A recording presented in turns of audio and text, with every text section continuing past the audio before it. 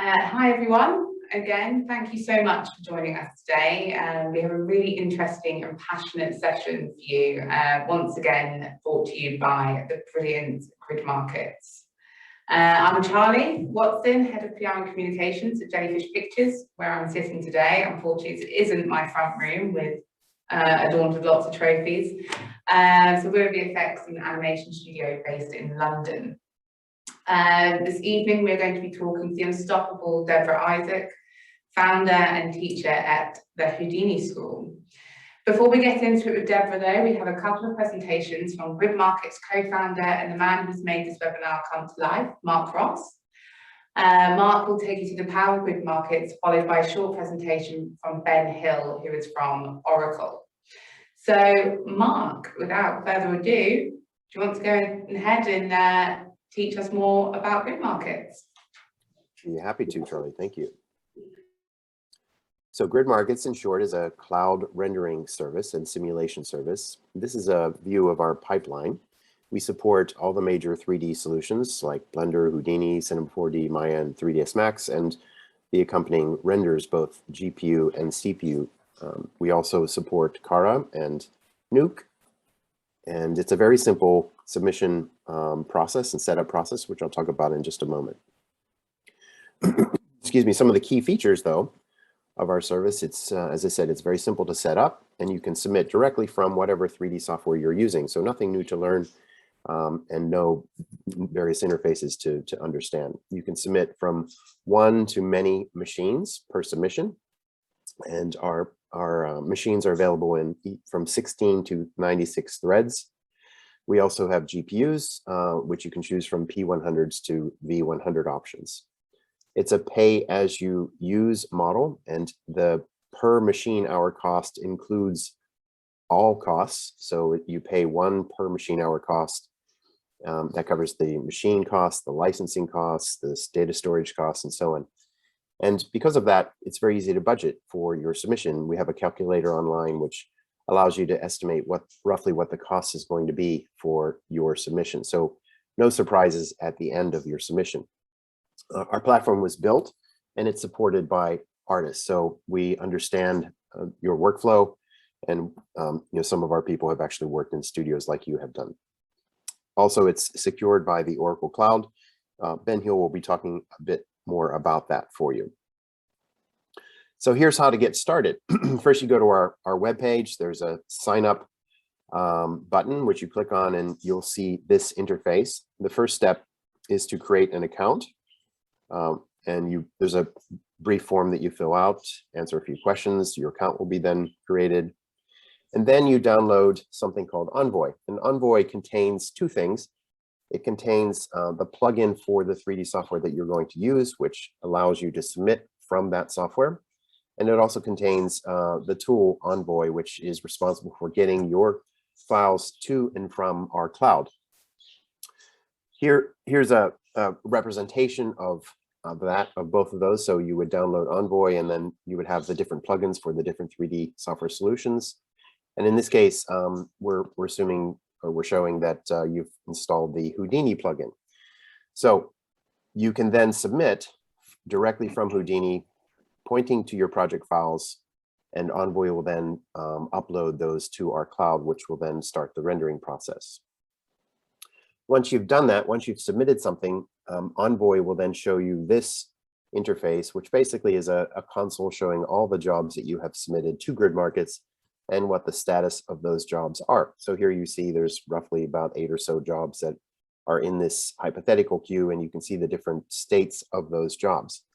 You can also use this interface to interrogate all the way down to a given frame and identify the log information for the render for that frame.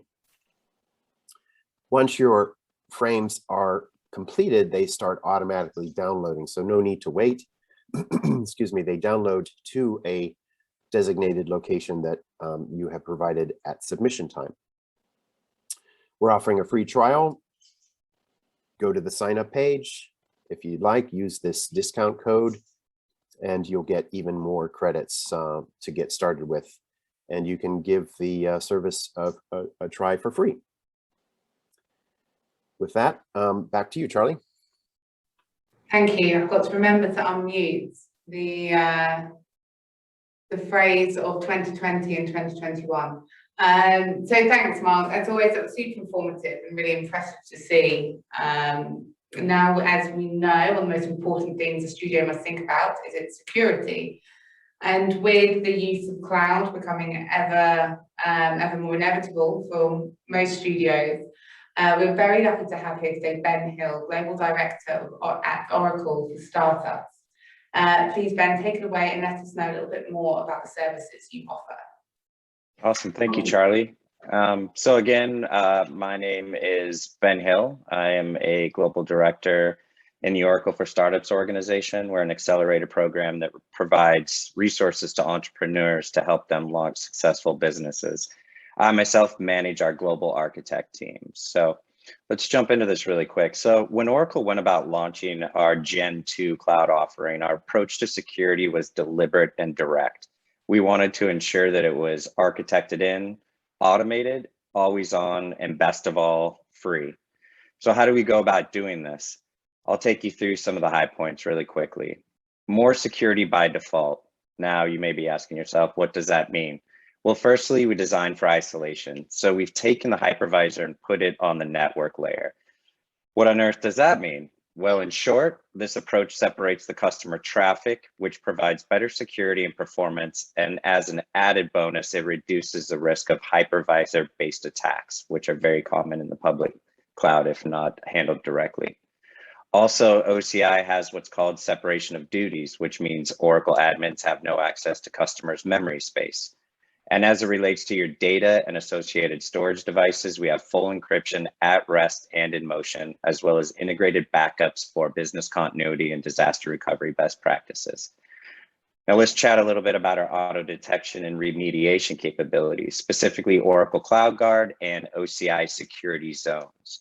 Oracle Cloud Guard provides comprehensive end-to-end monitoring for cloud environments by continuously collecting and analyzing service configurations, audit logs, and other information, and reporting its findings as problems based on either out-of-the-box recipes or custom security recipes created by the admin. And to complement Oracle Cloud Guard, Oracle has OCI security zones, which provides a secure enclave within customers' tenancies for the most sensitive workloads where security is mandatory and always on. This helps ensure compute, networking, storage, and database resources comply with security principles, such as always on encryption, no public access, and automated backups. And lastly, most security free, or almost all of our security services are free, like multi-factor authentication for user access, OCI Vault, which can be used to store passwords, SSH keys, and certificates.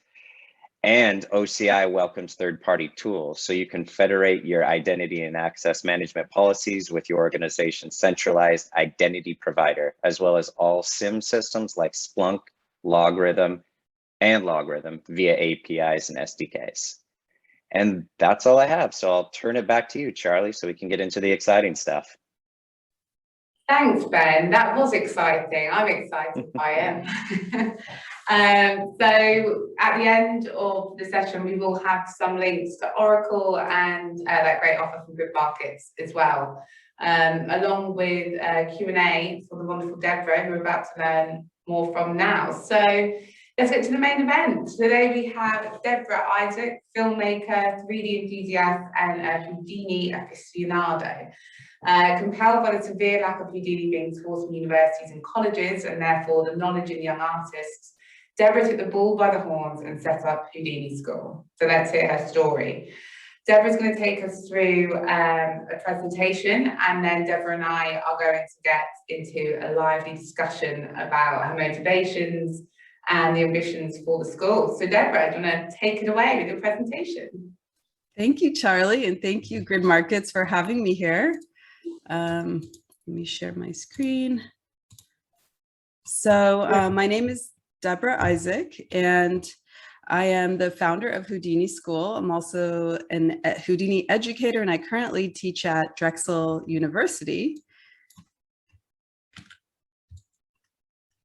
And There's a lot in my philosophy of starting the school, and one of the missions is accessibility. I want to make it really easy for students to learn and to have access to live teachers. I believe having access to live teachers is a wonderful way to learn. It's not only do you get the knowledge in real time and can ask questions and feel that kind of comfort that a live person is there, but you also have this kind of accountability.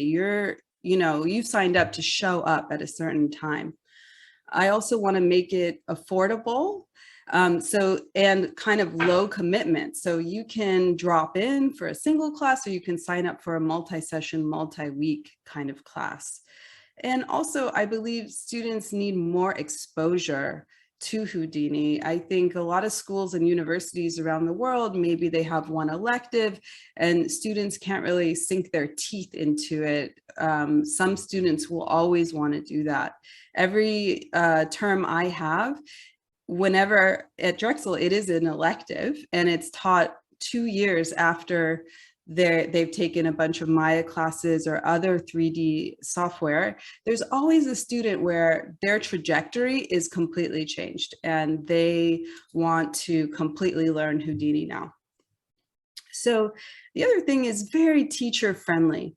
Teachers can teach the way that they want, and they can teach the subject that is most passionate to them. I don't tell them what to teach. I might, say the slots we might have open. They usually have more than one interest, depends. But they are encouraged to teach what they're most excited with.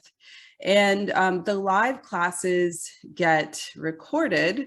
And we also have a great internship program where interns can sign up and get free education for editing a class or two. It depends on the demand, but they love it. It's great. They get to meet each other and also meet the teachers because they're kind of paired with teachers.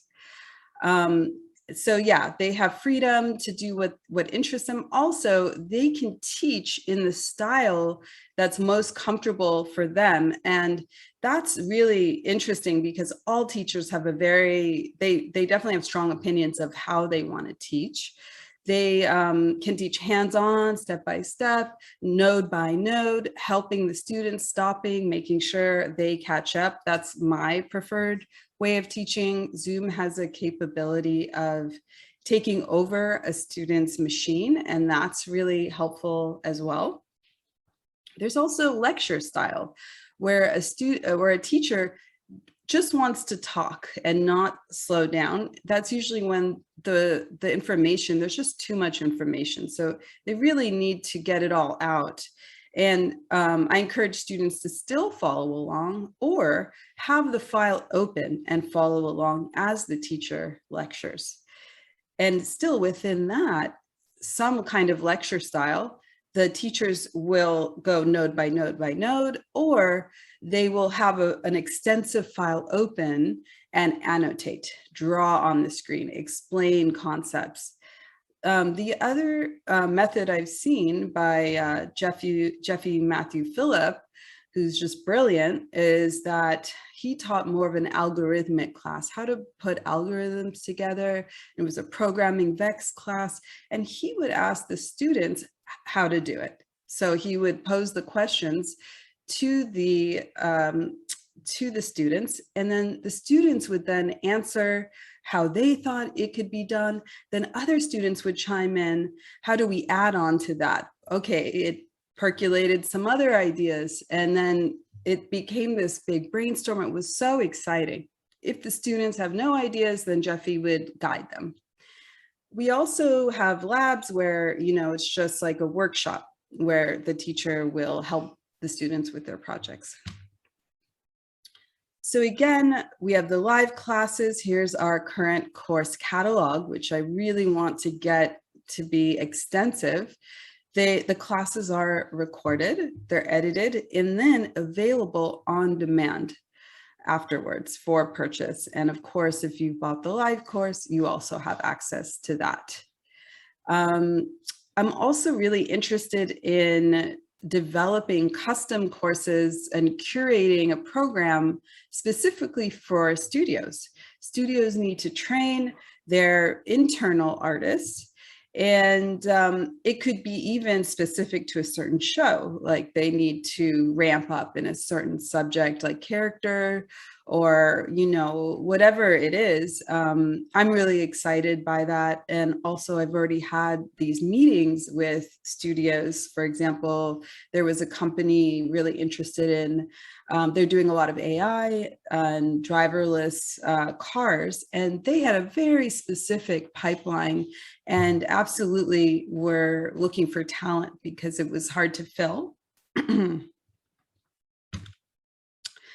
So knowledge sharing, one of the things is that, and this is, again, well, I think there's a lot of hesitation, you know, to jump ship, to learn Houdini, because a lot of people are very comfortable in their program, and I understand it. Once you feel like you're a master in one program, it's uncomfortable, you know, to learn something new. Learning can be uncomfortable. It's going out of your comfort zone. And a lot of people don't like to do that, but it's also very exciting too. One of the things that I think is hard for students is this thought, or intimidating maybe, is that it's so open-ended. It's not, you know, step 1, step 2, step 3, and done. It's more like there's many ways to accomplish a certain effect. And so the thing with Houdini is it's incremental. You learn by learning from a lot of different teachers. In my opinion, I think that's a wonderful way to learn. And that's kind of one of the philosophies behind the school, is learning from a lot of different people with all kinds of knowledge. And so at the end, the student, it's about consolidating and combining all these kind of different bits of information and techniques. And then that student will then have their kind of unique spin on Houdini. So I just think the learning process is also very interesting.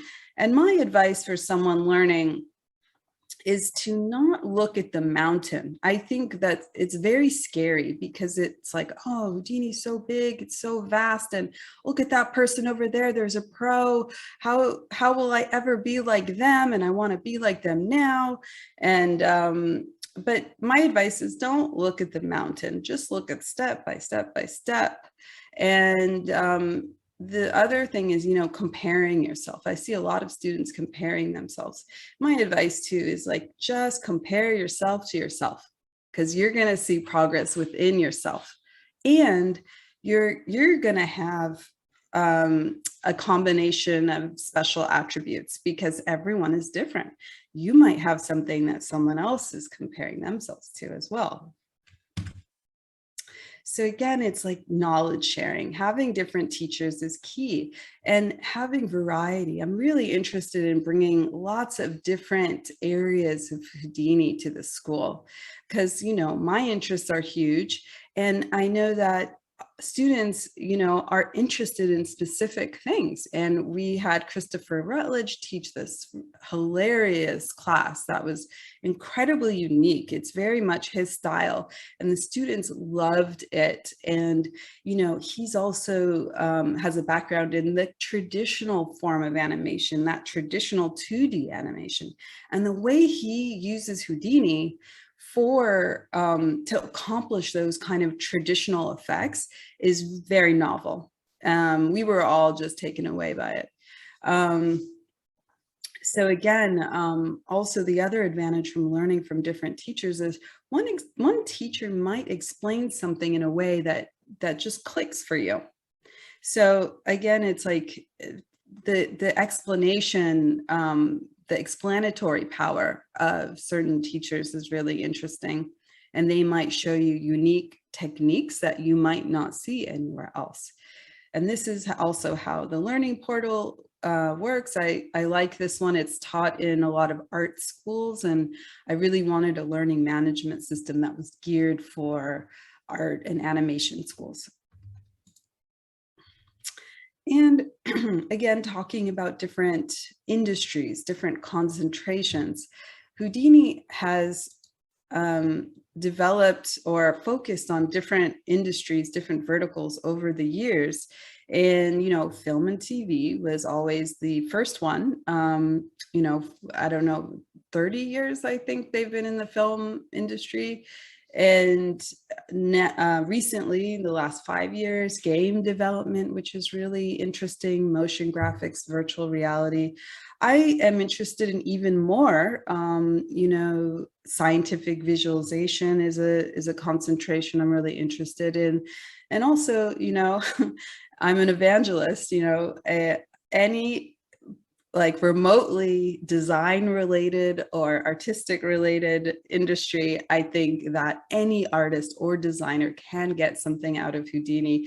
Architecture, fashion design, product design, as you were talking about, the next speakers will be talking about, and fine artists and AI and those emerging technologies, augmented reality, virtual reality. So it's really exciting, I think, where it's going. And every year it just gets more and more exciting. And the students, I'm very actually jealous of these, you know, 20-year-olds coming into Houdini at the university, learning Houdini for the first time while it's so advanced. So community is a huge part for me too. As I mentioned about the live classes, that builds community. People meet each other, and we have a Discord where we have all the different classes, so the students and the teachers can converse, the students can converse, and the energy already, the synergy already is so fun for me. And you know, when I see all these people kind of coming together, it's like, oh, it's working, the school is working. You know, I've only launched, it's been launched 3 months now. And already the response has been amazing, and it's really my dream come true. So that's a big deal. Having your own company is hard, but you know, you have those moments of joy, you know, meeting all these people and seeing them all together. And again, you know, and this has happened to me a lot, I've made some really good friends learning Houdini, and sometimes we get together and we have watch parties, we have show and tells with each other, and you know, you become friends with who you learn with. And my thing is, you know, connections are valuable, they're practical, they get you jobs, they get you further in your career, and connection is meaningful. You know, that's really the most important thing in life, you know, I think, is connection, connecting with other people. Again, community-wise, we have forums for the classes. So the teachers will interact and the students can ask questions, and forums have a kind of a different quality than the Discord real-time chatting. It's nice to have both, and Discords, as you know, are more of a permanent record. So the school kind of came about by my own personal experience learning Houdini back in the day. Both my undergrad and my grad school experience, which was design and media arts and also animation, I never even heard about Houdini. I don't think a single teacher mentioned it. And I was working, you know, almost at the end of my grad school experience, I was working on something, and a fellow student came by and said, "Hey, Debra, I think you'd like this program called Houdini." And he told me about side effects in Santa Monica. And I went there, and at that time on Santa Monica, they had a training center, and you could learn from all these different people. The education manager at that time was so good to me. She was so nice to me, Eliza Sorotsky, and I'll never forget her. And she let me take all the classes and I learned, and it was just so exciting, and, you know, meeting the people.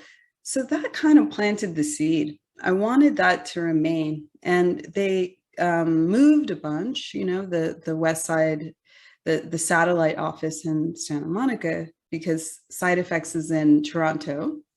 And that office moved a bunch and the training center went away, but I still really wanted that experience, and made me realize how important it was to learn from different people. And just a fun note was at the end of my grad school, when I started learning this, the teachers got so mad at me because it was going to delay my, graduation. And I heard one of the teachers wanted to kick me out of school. And then they invited me back a couple years later to teach there, or to do a workshop at USC to their students. So again, what my vision is for the future, I have a lot of ideas. Some of them are not included here, but I have a really long plan here.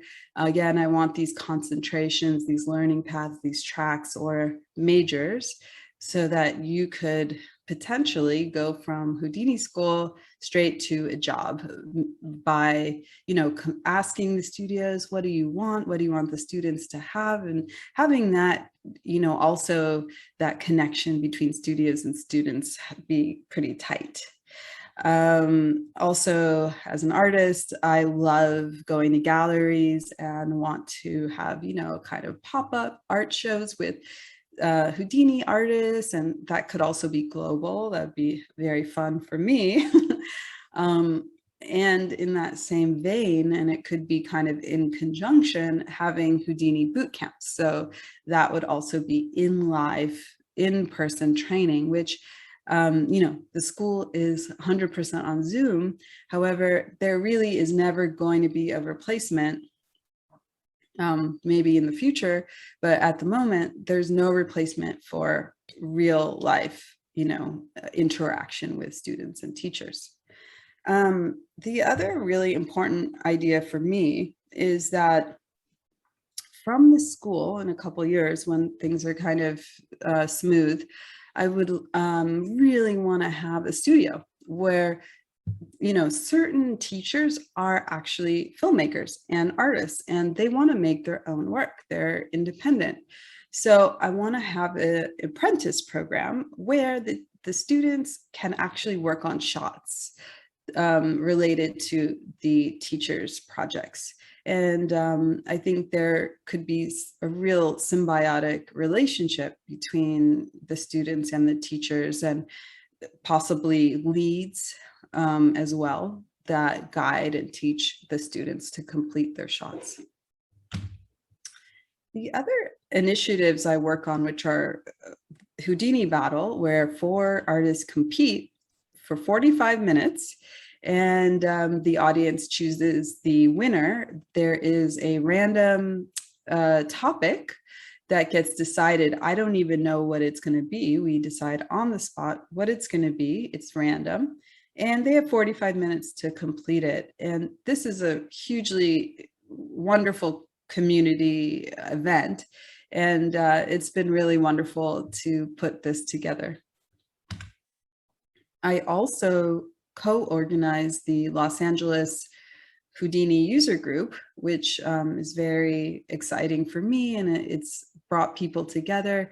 And I know it's made an impact in the community. And I'm really excited to organize the first in-person hug in over a year soon. We're going to have a party. So anyone in LA, I hope you join us. And recently, and you'll see this on my YouTube, Houdini.School YouTube, where you'll find all the battles as well. I worked on a project called Hip TV, and they were discussions. I made 6 of these, and they all had different topics. And this was, in my opinion, this turned out so interesting because it was a discussion. My idea was, let's pretend we're having a dinner party and, even bring a drink to the event. And I would ask questions, but it would end up being these answers that were so interesting. And the other panelists would ask each other questions. So I never knew where my questions would lead. Maybe I had some ideas of what they would say, but it always was a surprise. And I ended up learning, and it was just really exciting from the surprise of it. And that's it for my presentation. And we'll be having a discussion soon with Charlie. And please feel free to reach out. Here's my email, Debra@Houdini.School. And thank you so much for coming and listening to me. And I hope you also have questions. I'm happy to answer them. Thanks so much, Debra. That was, I've written down some questions. We've already got other questions. So yeah, so we can get into it. One thing that I'm really interested in is you have been an artist. You are an artist yourself. You've since become an educator. What did your journey look like on this road and then to start Houdini School? Yeah, I mean, it's really had a lot of twists and turns. I took opportunities that came my way, between undergrad and grad school. I got an opportunity to work at Mattel Toys, and I worked on Barbie videos and Hot Wheels, and it was really exciting, doing that. But by the third year, I was like, you know what? I got to make my own stuff. I've always been independent. I have a lot of ideas and some unfinished projects. So went to grad school and worked on some short films, and some of those, that's part of why I want to start the studio kind of later on, because I still want to work on those projects. Yeah, in grad school, again, opportunities would come my way, and I would work on other projects, and worked on a lot of, science inspired projects. When I graduated, like I mentioned, I was introduced to Houdini, and, I was like, okay, I have to go in this direction. I think I was shown only a couple things, and I was just like, okay, my life has changed forever. My life is going to go in a completely new direction. And I know this happens to other students too. So that took a little longer as well. Also, I got an opportunity to start a company with someone. So Houdini School is my second company. I worked in a company where we did augmented reality and new technologies for, again, toy industry. That led to other, big clients as well. And, that lasted for 3 to 4 years. It was a little ahead of its time. We have not adopted augmented reality really yet in our society. So that's really interesting how technology, there's predictions and then there's reality, and no one really knows what's going to happen. So that's interesting to me. Once that company dissolved, and I was teaching throughout that, actually. I taught at Noman, I taught at USC a little bit, and Loyola Marymount. And I went back to Houdini. I was like, no, this is really where I belong. And I got back into talking with the company and getting involved with them and getting involved with the education department there, getting closer with them. We traveled to France, teaching some schools over there, across the United States. That was so fun. And getting involved in making the user group at that time.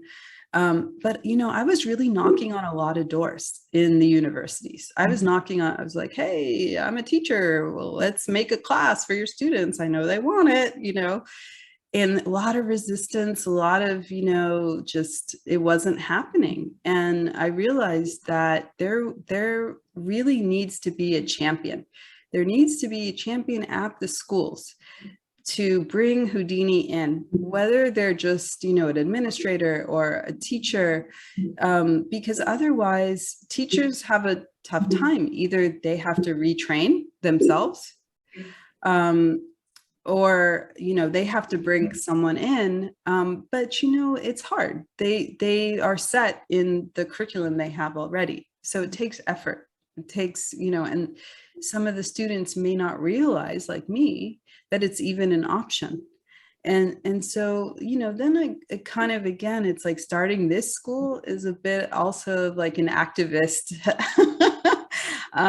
you know, initiative. It's like, okay, you know, come on, let's do this. And if there are any champions, potential champions watching right now, I just really would encourage you as well to try to get it into schools. The students really need to know that this exists, that this is a career path they could take. Yeah, I mean, I just, having, you know, working in a studio and knowing the struggle we're having with talent, as all studios are at the moment, and knowing that Houdini is such a sought after skill and such a valuable tool for the studio, well, why do you think schools are so reluctant to teach it? Because because industry is crying out for it. I think, well, yeah, and there's a bottleneck. There's a bottleneck, you know, they're the gatekeepers. I think that, yes, there's resistance. It's the same reason people are maybe intimidated to learn. It's, you know, I think when you're set in a tradition, in a way of doing things for so long, you have to break the mold. And not everybody wants to do that. And I get it. I understand. And I just encourage teachers and schools to, look at what the demand is. If there's such high demand, why not look at it and take a more serious effort into it? I tell my students, you know, this is in demand. And even if you don't think so now, later on, you're going to be asked to do more in Houdini, and you're going to think back to my class and be like, I'm really glad I took Debra's class. But I think it's, you know, I can speak to my university that I work at. Just having it as an elective is not enough. You know, one elective after they take 2 years of another or several other softwares, by then it's too late. They need to start earlier. And there needs to be at least 3 classes, you know, intro, intermediate, advanced. And you know, that's my whole thing about having those concentrations. And that's just the beginning, because those 3 classes can only touch on a generalist kind of major, where you really need to have different concentrations at this point. It's getting to the point where it's too big, it's too vast, there's too much to focus on. And again, when I talked about that mountain to climb, don't worry about the mountain, just worry about the need, the problem you're trying to solve right now, or the ask that you have, you know. Yeah. And I've got a question, and it's also is very close to a question we've got in the Q&A for someone who's representing the studio. And we struggle with not getting, you know, students out of, I mean, we hire globally, but certainly in the UK, we struggle with, I guess, students meeting requirements out of school to what is needed for industry. Mm-hmm. So do you see Houdini.School working with studios directly and upskilling the artists who want to learn Houdini, who are already working? Is that something that you've thought? So rather than, you know, also talking to universities, but Houdini.School also talking to studios and providing that training for them? Yeah, I mean, that's more of the motivation actually, are the studios. The universities, you know, I'm more concerned with the students at those universities, like, take my supplemental classes, but I'm not trying to get into universities. They're doing their thing, and I respect that. All I'm trying to do is give those students more exposure if they want. But to be honest, my students at my school are professionals. Yeah. The majority are professionals that want to expand their skills, and boy, are they serious. And that I knew that would happen. These students are very serious about learning. And that is the best kind of student a teacher can have. Yeah, well, I know that, you know, we benefit greatly from it, knowing that, you know, we've got great CG supervisors and we've got great, you know, head of 3D, but then we've got, you know, with more and more Houdini is becoming more prominent in our pipeline. Mm-hmm. But who has time to do the training, to teach, Yeah. to inform people who also want to get to know it more? Right. So it's finding, you know, like the Houdini.School is like the perfect answer for that, for those artists who are also passionate about learning. And I, you know, that's just music to my ears. I love hearing that, because I'm super excited to work with studios. And I think my students would like to hear that too, and really listening to the needs of the studios and really curating something special. And even if it, yeah, I mean, even if it's in-house training, you know, where you're retraining the artists you currently have, but in addition, you know, training people that are not currently working at your studio, but that, you know, we've made a special program that can get them into your studio. And teachers are the best way to recommend people. It's kind of like the longest interview process you can have, where I have, and I do this all the time, there's always going to be that special student, and I'm going to be like, you're going to get snatched up. You know, teachers will always be the best recommenders.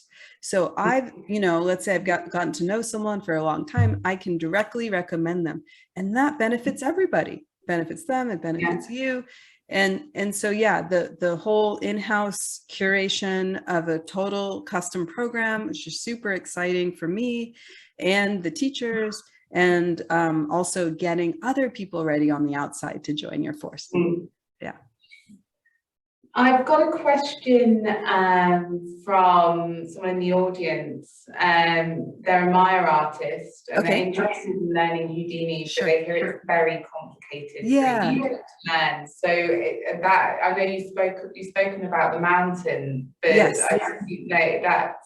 guess it can be quite daunting when thinking about Houdini. I mean, I just love this question so much. And again, it's kind of like going out of your comfort zone really quick. I think we talked about the fact that the easier part of being in a studio is having your boss say, you have to learn Houdini, and it takes the choice out of it, or it takes the I'm scared, but you know, you kind of have to put that in the back seat.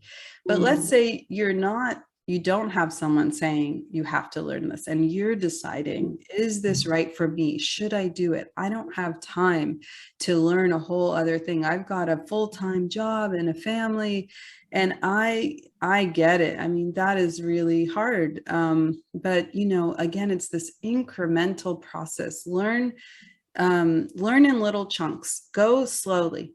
Again, it's like, that's what I love about my quick drop-in classes. It's just one class, and you just go. And again, that whole accountability, if you've signed up, you're going to show up. Where if you're like, oh, I'm going to watch a tutorial tonight. No, I'm too tired, you know, maybe tomorrow. You know, accountability is huge with learning. And so again, taking the choice out, taking the should I do this? Should I do that? And again, it's like being, you know, the whole fear aspect. And I get fear. It's real. Fear is real. The struggle is real. I get it. But, you know, there's a reason why other people are doing it, right? There's a high reward. There's a really high reward. And, you know, even if you just get a little taste, I think that you'll decide, is this for me or not? You can make that decision. It doesn't have to be like, you know, tomorrow you need to decide if you're going to completely change your career. No, you just take a little bit, you do a little taste, see if it's for you, see if you like it, then maybe you'll take the next step. And maybe, so again, it's that whole mountain. It's that whole, like, do I look at the whole, you know, road ahead of me, or do I look at that next step? And again, about the, you know, I get there's also this other aspect of it's not just the enormity of it, it's the actual program itself, because you see all these nodes and it's scary. How do we put all this together? And I don't get this, or this is confusing. And, you know, being able to be outside of your comfort zone for a little bit, because again, it's like, there's not one recipe. It's not like 1, 2, 3, 4, now I know how to do something. It's learning, you know, pieces of techniques, like bits of techniques from different places, different sources, different people, could be your friends. Learning with a buddy is huge, because if you have 2 minds trying to solve a problem, it's like you have 5. It's strange how that works. And so ways to make it more comforting, you know, holding your hand, you know, and making a safe environment to learn. But there is something about the fact that you have to learn, you have to put a holistic package of techniques to really formulate your own way, or your preferred way of doing things. But that's the power. That's the power, because it's not like once you learn all these different things, you can do a lot with it. It's not like you're learning all these different things to do one thing. You're learning all these techniques to create a world of things. So it's scary, but it's powerful. Yeah, thank you. I hope that helps that audience members. I've just helped the audience members. So I think that's a great answer. It's a very reassuring answer. Thank you. We've also got another question from Shivam. They've asked, can they join an internship program without joining any of the classes? Yeah. Oh, I hope you reach out to me after this. So internship program is really great. And basically just for, you know, doing some work, I'll invite you to all of the classes, and you have a real inside feeling from being a part of that. I think it's a really good deal. And even editing is a huge learning experience. And yeah, you're in. Once you're in my internship program and you continue to do work here and there, you're in the club. So I thought, I mean, you've spoken with so much passion. So this question is about drive. It's almost, it doesn't need to, because it kind of just oozes off you, but it does take a certain amount of tenacity and courage to start a business. And you've done it twice, and you've done it, you know, throughout your years and careers. So where do you find your drive? Well, you know, thank you for that. I just, drive isn't something, I don't know. I think I was kind of born that way. And I get excited by pretty things and art and animation and anything that, you know, it's exciting to me. It moves me. You know, you feel, as an artist, I think we all feel things in our bodies and we get inspired, and inspiration is like a physiological experience. I think as an artist, you have a desire to create that is it is such a force inside of you that you don't really have a choice. You have to create. And it's not even creating for an audience. It's just creating because it's like something you do. It's not really a question. It's not really a choice. And it's similar with starting a business, or any project, any independent project. I mean, it's all similar stuff. It's the feeling that you don't really have a choice. It's like, yeah, you have a choice. Okay. But it's the drive. It's like, the way I like to say it is, the fear, you have to want it more than the fear. And it's just that equation. It's like, it's all about, it comes to reality when you want it, you know, and that's something that's just inside you. Right, I love that. You need to want it more than the fear. Yeah. I think Because it's scary. There's no doubt. Yeah. I'm just going to say to our attendees, if you do have any questions, please, you've only got 8 minutes of the session left. So please do get them in now. I've got a couple left to ask, and I've got one that I've got as well. But we've got a question asking about how do you become a guest lecturer or full-time teacher? Again, just a really great question. Just contact me. One of the wonderful things for me is getting to meet all of you guys, getting to meet all the teachers. And that's been just an incredible experience for me. And there's so many great artists. And yeah, that's one of the most fun parts of my job. So please email me. I'd love to meet you.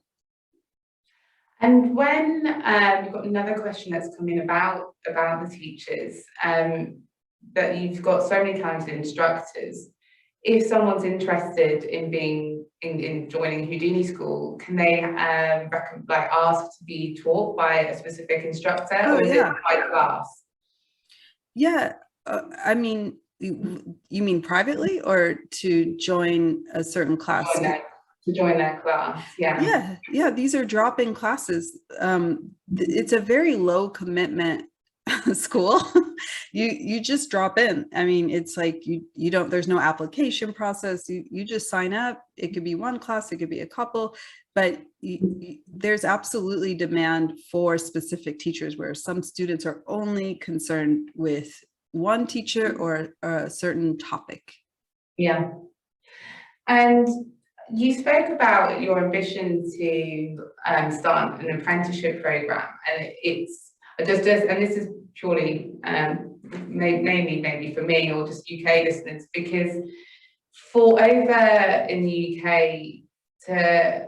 apprenticeships can only be run by accredited, recognised institutions. So there's actually only 2 apprenticeships available, and that's only been in the last 2 years within our industry. And it was for compositing, and I think I can't remember what the second one was, but for those 2. So for you to do that, would you have to? Are there certain? It's different though.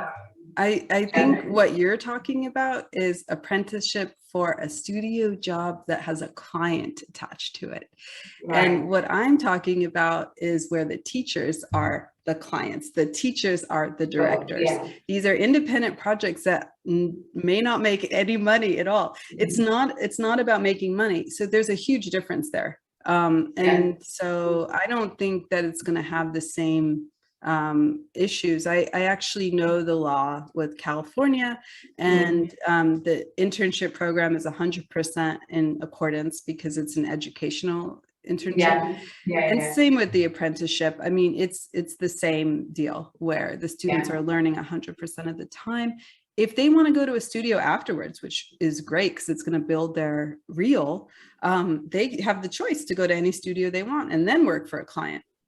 Yeah, I think that is that offering, what you're offering, that, working, in a studio environment, but in an educational environment at the same time, that's invaluable. And, with you linking up with the studio, I just think that whole process is, you can't really beat it. Wow, I love it.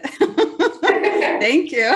Well, I think, when I was saying there's always that gap between, there is quite a gap between, and I don't want to, I don't want to offend anyone on the call, but it's because when working at a university or a college to going into work and working in a real life environment, it's very different. It just is, you're working not so much in isolation.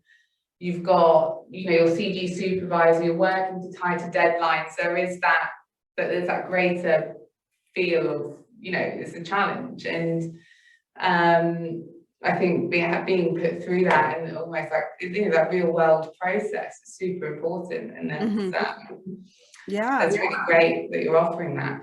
Yeah, and also, the idea is like the teacher / filmmaker / artist is, the director, And then there could be other teachers that are the leads, you know, that are, you know, so like a complete, who have experience in the studio. These people have a studio experience. So it's simulating, just like you said, simulating a studio experience, but it's an independent film. It'll go to film festivals. It's not a for-profit. And that's the thing about the school too. It's like, I wanted to make something that, you know, that I mean, it's a win-win all around, because I mean, I'm doing what I love. It's making money. And then, excuse me, we don't have to, we don't have to worry about money when it comes to making these works of art or films. So yeah. Great. Debra, it's been so amazing talking to you, and I definitely want to pick up the conversation, as I'm sure actually some of our HR and artists would love to chat with you as well. Thank you, Mark, for bringing us together. It's been such a great, great session, and what you're doing is amazing. So thank you. Thank you, Charlie. Thank you, Lindsay. Hi, Lindsay. One of my awesome students. So on to the next session, which will be taking place on November the 11th with Oleg. Now, I'm going to try and pronounce his name, but he, I don't know, Zygonistef. I apologize, Oleg, but he is doing some amazing work in product visualization, and really is looking at another world of how Houdini is used, and how taking physical product and visualizing them, bringing them to life for those companies that make them. Don't forget, there's a promo code for your free trial of GridMarkets, and you can watch and share this webinar with the brilliant Debra at gridmarkets.com/webinar. So thank you very much for joining today, and see you next time. Bye-bye.